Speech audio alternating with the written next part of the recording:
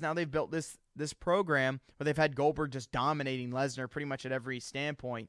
So it seems fairly obvious that they'll have Lesnar win, get the title, and do something, and then Goldberg will probably be done because we know this is a limited thing that he's doing for his kid. But I don't care. I've still enjoyed it, and I enjoyed watching Goldberg, and I enjoy him getting. It needs to be a longer match, though. Like that's my big concern, that they can't do 1 minute 27 again. It's got to be competitive. I know we're not expecting HBK Bret Hart-esque work rates, but it needs to be a spectacle for WrestleMania, for the casuals, that they just completely nice mix of wrestling and just brawling. Yeah, I think it needs to be a brawl. I think it needs like about 15 in that 15-minute range. If they can go that long, 10 to 15 minutes, I would love to see more of a brawl. I would love to see more like a UFC event almost. I mean, they've set the bar with WrestleMania 20, so I mean, they can't mess up that horribly. No. Because you have Lesnar, obviously UFC heavyweight champion, and then you have Goldberg, he's been training Muay Thai for 15, 20 years, even had a little bit of that gimmick when he first came in, was doing he would do submission moves, which people forget. Goldberg would do a lot of submission moves and, a lot of strikes. That's kind of was his style as well. And so you got this clash of styles, which they messed up the first time around at WrestleMania 20, but here they have a chance to really, really play that out. I think if they make it like a UFC type fight, it has a chance to be I think it has a chance to be great. All right, then. So I guess the card's set. Time to make picks. Yeah, it seems to. I don't know is there someone else here? No. I mean, we can wrap up like after this, but we're still good right now. So. All right, here, I guess we'll go back to the pre-show and work our way bottom up again. Yeah. I know we didn't really think much of it, but who do you have winning the Battle Royal, Andre the Giant Memorial? I mean, we kind of touched on I think you have to have Strowman win at this point. You've been building him up for a year. You're this dominant force, and I just think you have to have Strowman winning. Yeah, same here with Strowman. So then I guess now the one complete 180 that actually has all the weight of the world on it, Neville Austin Aries. I think you have to have Neville winning this match. I love Austin Aries, and I think this needs to be the start of a long kind of feud with them, where they can have several matches for the title. I don't think this is the one where you give it to Aries right off the bat, because just of everything Neville's been built up. I think he needs to continue having the title for a little while longer. I wouldn't mind seeing the title on Neville, but I think you can still achieve the whole long feud thing with Neville still pronouncing himself as the king of the cruiserweights and whatnot, and him trying to regain his throne back with Aries as his main challenge. So I'm going to side with Aries here just to play devil's advocate, but I don't mind Neville taking it and then carrying it on for a long feud, SummerSlam, maybe even Survivor Series. Yeah. I mean, I could see that too. It definitely could continue a feud if Aries wins. I wouldn't mind seeing that either. And then moving on, the Alexa Bliss versus all the women's match. I mean, I think you have to have Alexa retain at this point and maybe spark a feud between her and Naomi moving forward. Since WrestleMania is the land of the baby faces, or at least it's painted as, I know the last couple of ones have begged a question on that. I see Naomi taking it just because it's her hometown. But WWE doesn't like hometowns. Yeah, but it's WrestleMania as well, so I don't know which one outweighs the other. But I'm going to side with Naomi here. Once again, I'm in the situation where I love Alexa Bliss. Her still being champion is perfectly fine with me. I don't see any other woman taking it. I think it's going to be the Alexa Bliss Naomi show, and I'll continue on to propel for the SmackDown women's division until, if we get a draft again, I'm not sure what the plans is for that, but we'll see. Yeah. And then moving on to the main card, we'll start with the triple threat ladder match. Gallows, Anderson, the champions, versus Enzo and Cass versus Cesaro and Sheamus. I see Gallows and Anderson retaining here. I think they need to be more, not really repackaged, but they just need to be more vicious moving forward. I wouldn't mind seeing Enzo and Cass winning their first time, because it's WrestleMania, like you were saying, the land of the baby faces, a big deal. Their first ever one in Orlando, where they made a name for themselves at NXT, or I guess NXT's Tampa, but in the area. But I think Gallows and Anderson will win this match. I'm with you on Gallows and Anderson, and I'll take the other side with the other tag team that I wouldn't mind seeing Sheamus Cesaro again, just for the fact that how they built them up with the whole Mick Foley storyline of him getting fired and being one of Mick's guys and whatnot to overcome all odds. It's just for me, for some reason, Enzo Amore and Big Cass, I'm not seeing them putting the strap on them quite yet. I mean, they're going to have their moment in the sun. I mean, Orlando would be a nice place to do it. But I just feel you give them one more run, Sheamus and Cesaro, and then eventually plant the seeds for their departure to go back as individuals. But barring from that, the ladder match is a perfect opportunity to, not repackage, but definitely reinvigorate the club to be something other than the whole nerd doctor joke thing that we've been going on since forever. And this is the perfect opportunity, perfect match to do it. I mean, we saw how Michaels and Razor Ramon back at 10 reinvented themselves with this match. Hopefully it can do the same treatment to Andersons and Gallows. Yeah, I do hope so. And then Ambrose versus Baron Corbin for the Intercontinental title match. I don't see any benefit in having Ambrose winning this match. I really think this could potentially be a stepping off point for Baron Corbin this year, just like kind of last year was with him winning the Battle Royal. So I think Baron Corbin will beat Dean Ambrose and win the Intercontinental title. I just hate the fact that Dean's got to lose another WrestleMania, but yeah. He doesn't gain anything from winning this one.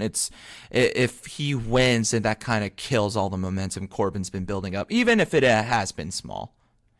Yeah, I agree. But anyway, that'll be, we'll see what happens. That's one of the lesser interesting matches, but still could potentially be a good job by the All right. Showstopper time. Chris Jericho, Kevin Owens for the United States Championship. Both contenders are Canadians, which is even more funnier. Yeah, that angle hasn't really been played up too much. That's a good point there. Both Canadians.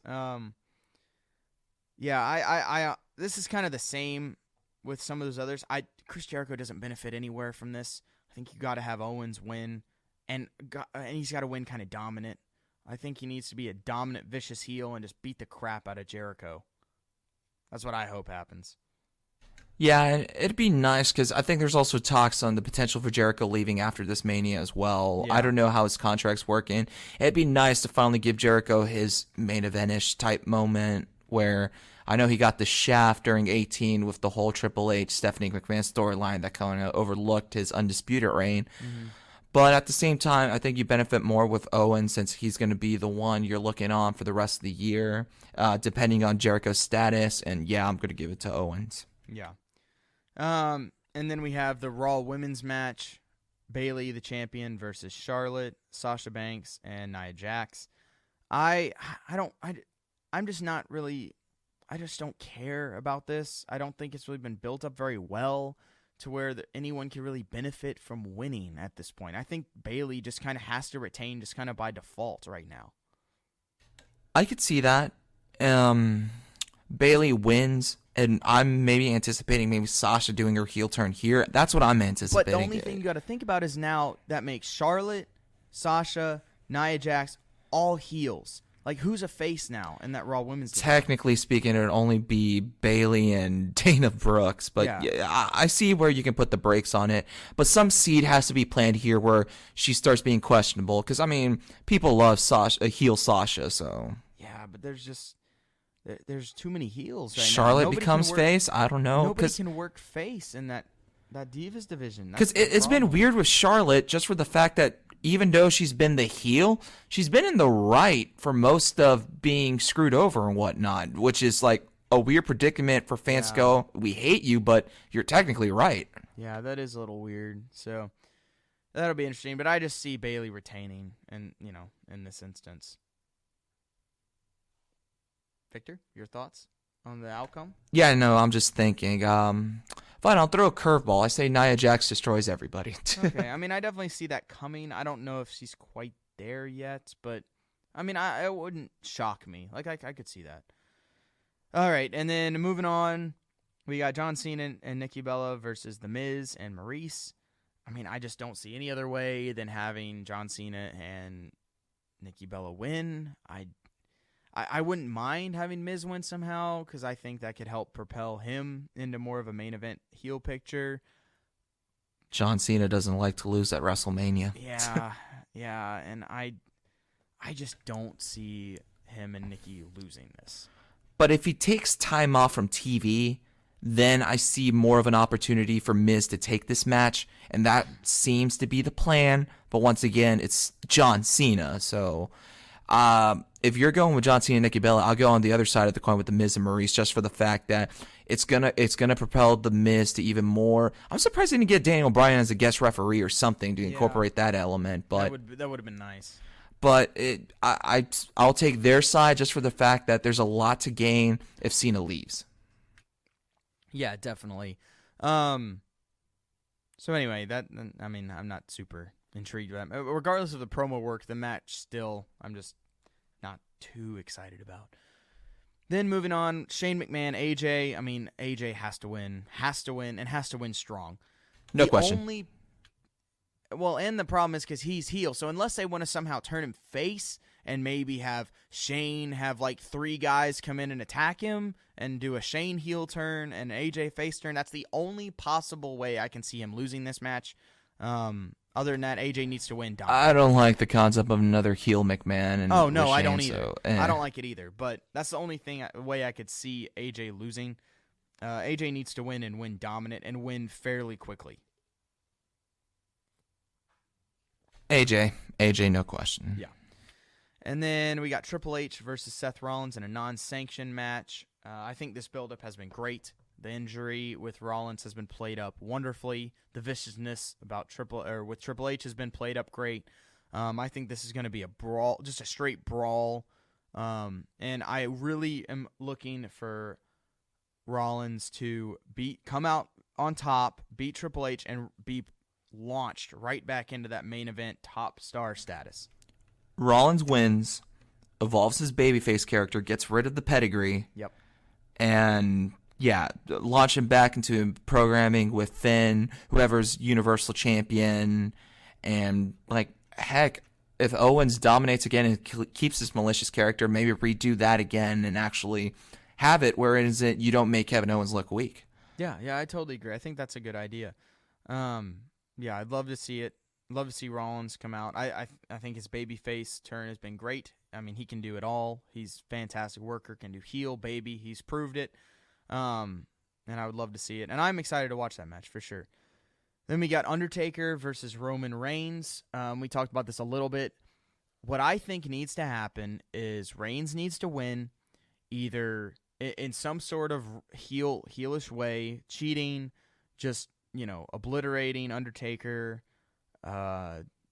maybe beating him like we talked about earlier, which I hadn't thought about, really fast. But Reigns needs to win heelish. He needs to full on turn heel and then start his heel run on Raw the next night. That's what I think needs to happen. No question about it. If we don't get a heel Roman Reigns, if we don't get some sort of authority-approved faction with him as the face and him committing these, because he's been doing some good teasing heel promos with this lead up with the Undertaker, how he's calling it his yard, and he hasn't shown fear with the Undertaker's gimmick as like all of his other opponents have in some capacity, even Lesnar to a point, that he hasn't shown that here, all in the campaign of making Roman look strong. But he's got to go full heel, either win decisively and destroy the Undertaker, or by some heelish tactic of like grabbing the rope, steel chair while the ref is down, something, and win. Yeah, I agree. I see Roman winning this match, and hopefully we get that Roman heel turn that we've been waiting for. Because I don't hate the guy. I think he definitely has potential. He's just not my guy yet, or the internet's guy. But I want to hate him. Like, I like it. I want him to be heel. I think Yeah. I want him to be healed so we can properly hate him. Yeah. But he's babyface, and we've been in the wrong technically. But it's just been Vince's obsession with big, bulky men and whatnot as his prototype for the face of the company. Yeah, definitely. So I see Roman Reigns winning, and we hopefully get the heel turn we've been waiting for. And then moving on to the 2 title matches, which we've also touched on. Bray Wyatt, the champion, versus Randy Orton. I see Bray Wyatt winning. I don't see Orton benefiting from winning at all. You need Bray Wyatt to win this match and look pretty dominant, I think, winning it. Like, he needs to win clean, I think, against Orton. He needs to win clean, no question. And if it's a back and forth exchange with Wyatt, not like winning on the hair of his skins, but like overcoming the odds that Orton presents against him, I think that works in his favor. I don't think he's got to completely demolish Orton, but winning clean's the big thing. And then just having, if it goes competitive, in his favor by the end of the match. Kind of similar to the storytelling with Benoit, Michaels, and Triple H back at 20. Because there were points in that match where people were questioning whether Benoit was going to win or not. Oh, yeah. And that made for excellent storytelling among the three, because people were getting upset that Michaels was included, but he just added another intriguing element to it all.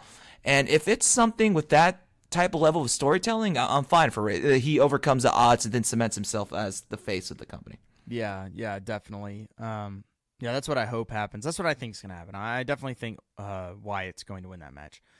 And then the main event, Goldberg, Lesnar for the title. As much as I would just like to see Goldberg keep winning, I just think it's been too obvious. The booking's just been too obvious. You know, the booking for next year's WrestleMania has Lesnar as champ already against Roman Reigns, which is funny, but really. Yeah, Oh, no, gosh. the 34 previews have been leaked, and they have Lesnar set up as champ against Goldberg. Against great. Roman. Again, we got another Lesnar-Roman match. But it does okay, but just nobody cared about it the first time. But no one knows if that connotates Lesnar holding the title up until then, which is why I'll be the first one hope to that doesn't happen again. Yeah, no, which is why I'll say Goldberg takes it, and you can do it. And I don't know the status of his contract. I haven't looked into it. Yeah, I'm not sure. But if he's there till SummerSlam, or maybe even a sooner pay-per-view or whatnot, do a program with a full heel Roman, like just maybe dismantling Goldberg or whatnot, say, you're no longer a superhero, it doesn't matter, et cetera, and just completely bashing Goldberg to like even further cement his whole heelish persona thing. It benefits Roman more. And so I'll take Goldberg's side here just for a program with Reigns, and then he kind of sets in the sunset. Yeah, I could see that. I wouldn't be opposed to that happening. I definitely think that would be good for Reigns. But unfortunately, I see Lesnar winning this match. I think they've built it up as that, as Lesnar's revenge. And then after that, I don't know if Goldberg's done or if maybe they continue. I don't really know what's going on with that, but I see Lesnar winning this match and being the new champion.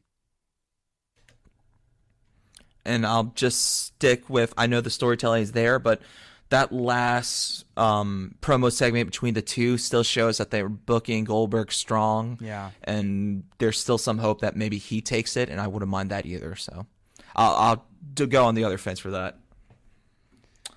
Yep. Well, that is the WrestleMania show. That'll be the WrestleMania card. It's the biggest show of the year. I always love it. I look forward to it every year. It's just a great weekend. Hall of Fame, NXT TakeOver, WrestleMania. It's a great thing they have going. I'll be watching it on the WWE Network, and I mean, I can't wait. But right before we leave, it looks like we still have a little bit of time. I want to know, Victor, what are your top 3 WrestleMania matches of all time in the 32 years so far of WrestleMania? Oh, okay. I know 2 of them already off the bat because they just have dear places in my childhood. And one of them is that Benoit Michaels Triple H match that's kind of blackballed now just for the... which is a shame. Yeah, because that was a glorious pay-per-view itself. Just seeing Benoit and Guerrero share that moment. 2 extremely talented workhorses finally getting their due at the top of the mountain. And then just a little off of a year, both of them taken away from us due to circumstances. Mm-hmm.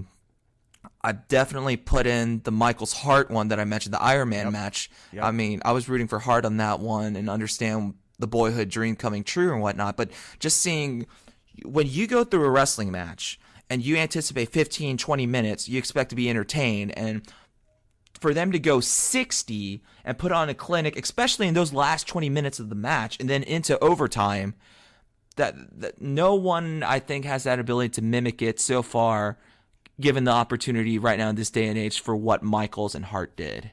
Yeah. And, okay, my last one. Ugh. This one's a bit tough because a couple go into my mind right now. Yeah, I can already think of like 5. I guess since I'm kind of regressing in age, starting at like modern to like 90/80, I guess I'll go with an older one. I like Dragon Steamboat. Some people say, well, it's stale in comparison to what people see nowadays. No, it's a clinic. To know how Macho Man and Ricky the Dragon Steamboat pre-planned that match and how they executed everything, and then the roll-up pin and it's a great match to watch. Totally agree. Those are great, great takes for sure. And honestly, if you're asking me of the top 3 best WrestleMania matches, I'm gonna go with Hart,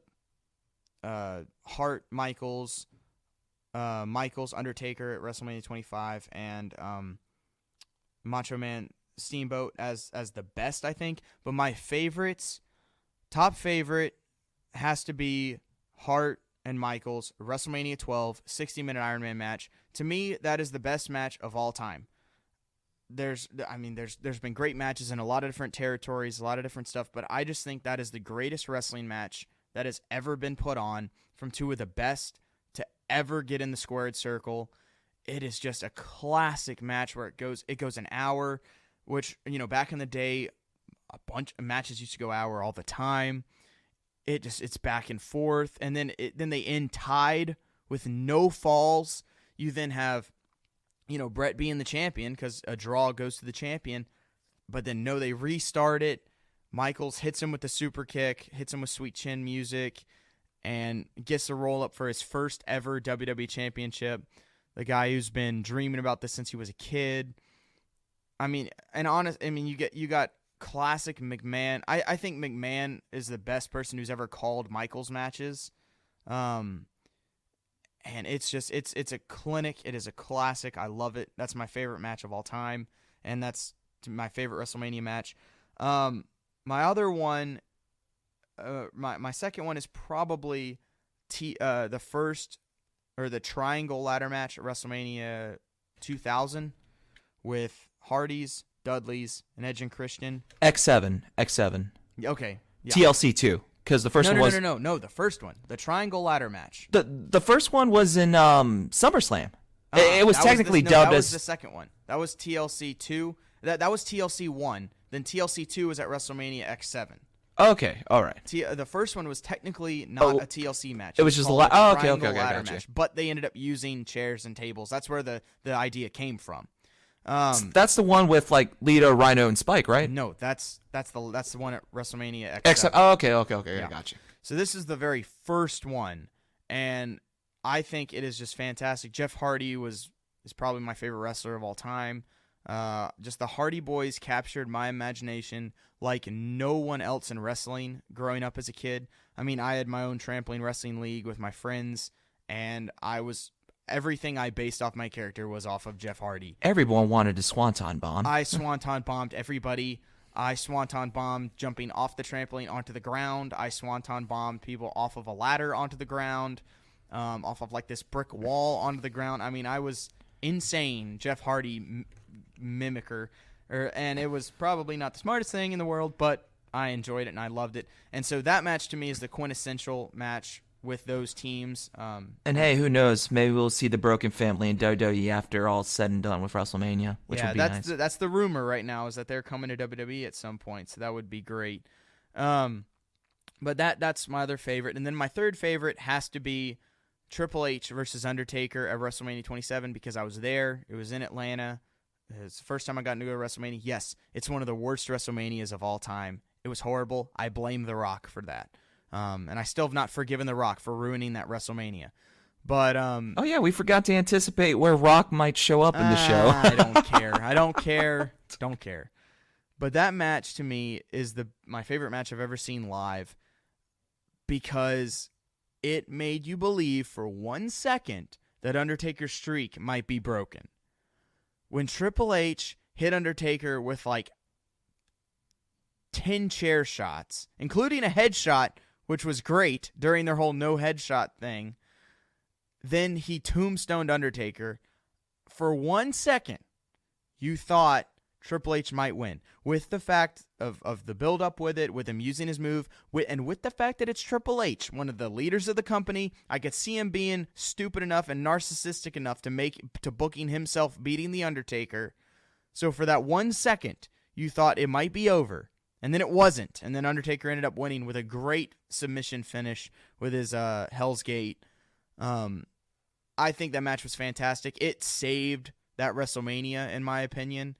And just being there live was just unforgettable. And because of that, it'll always be one of my favorite matches of all time and one of my favorite WrestleManias. A couple others I'd throw in there, though. Rey Mysterio winning the title for the first time at WrestleMania 22 was huge for me because I was always a huge Rey Mysterio fan, and to see him finally win. That Eddie tribute got to me too. Yeah, awesome. That's a remembering one. And then, like, for me as well, I also include Michael's Taker 26, just for the fact that the storytelling, I think, was a whole lot better than 25. The build for sure.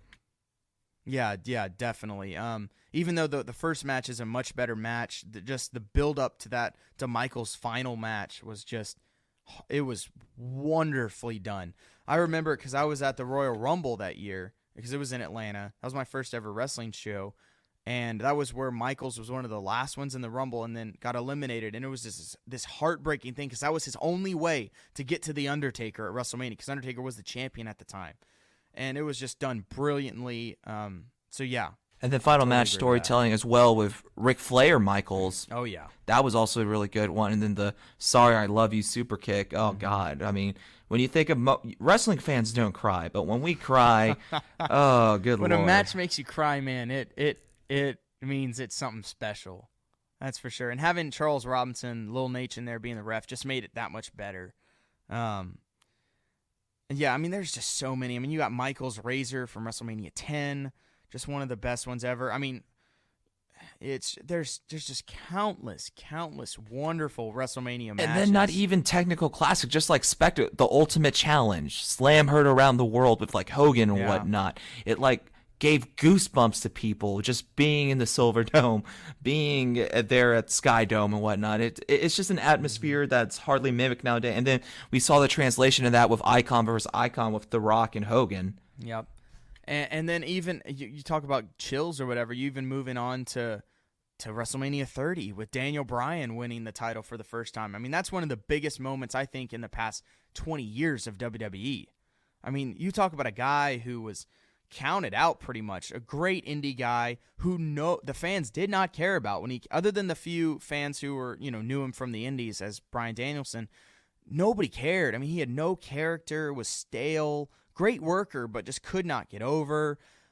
And then he just found this gimmick with that yes movement, and it just took off, man. And then those like couple years building against the McMahons, then his face turn and everything against him getting screwed time and time again, and then to be and then to not be in the Rumble, which just poor Rey Mysterio getting booed out of the building for coming out 30th without Daniel Bryan, then Batista winning, and everyone just was furious. Batista. Yeah, exactly. And then to have him then have to beat Triple H in the first match at Mania to get into the title match, and then to beat was it Orton and Batista? Orton and Batista to then win the title for the first time was just something to behold. It was, yes.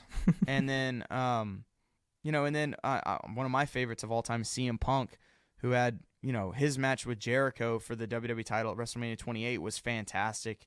The build-up with a great heel Jericho, which I actually have I've watched that feud recently. And then his match with Undertaker the next year at 29 just stole the show, was by far the best match. on that WrestleMania. And then going back a little in the Ruthless Aggression era, the initial Money in the Bank ladder match. Oh yeah, God, you had Benoit, Jericho, Shelton Benjamin. Oh, someone that I was anticipating before he got hurt. Kane of all people, and it was like they put on a clinic as well, and then set the stage for others like RVD and Punk to win those and other phenomenal Money in the Bank ladder matches too. Mm-hmm. Yeah, definitely. And I'm kind of sad that Money in the Bank isn't a staple of WrestleMania anymore because they made its own pay-per-view, which is disappointing to me. But I mean, it's just has its roots in WrestleMania. Yeah, for sure. And there's just so many classic things with Mania. Obviously, we remember a lot of stuff from more recent years because that's when we grew up and were watching. But just you look through. I mean, I just watched Austin Bret Hart at WrestleMania 13. I was watching that last night, and just the match that made Austin, and it's just. I envy you. I was watching Bigelow Lawrence Taylor from 11, so.